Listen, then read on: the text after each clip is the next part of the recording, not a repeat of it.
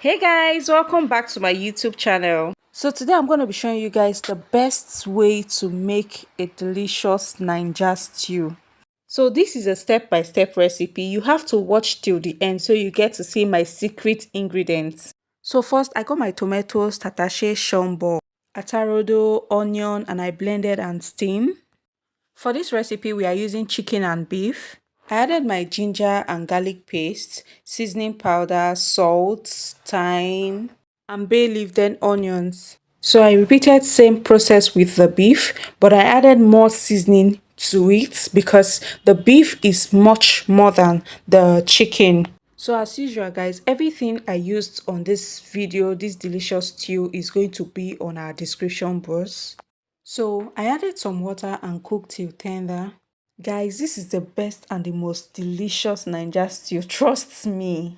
So if you've not subscribed to this channel, please pause. Go and subscribe. We are waiting for you. Thank you. So our beef and chicken is ready and I fried with oil.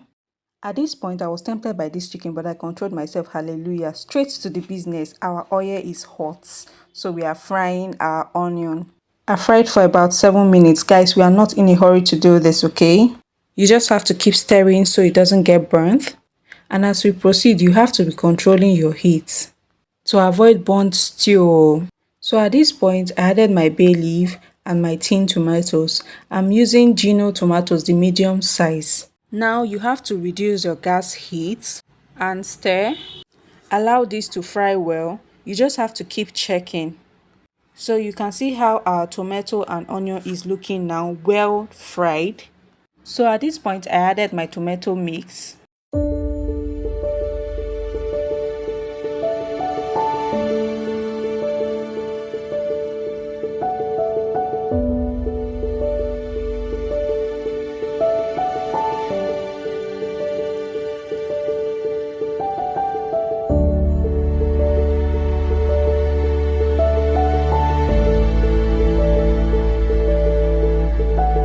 So guys, one of the secrets in having a sour-free stew is not covering your stew. If you must cover, it should be half covered.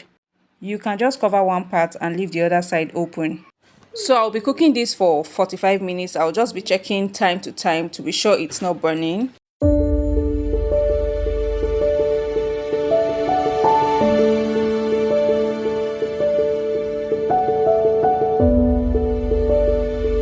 Voila! Our stew is almost ready.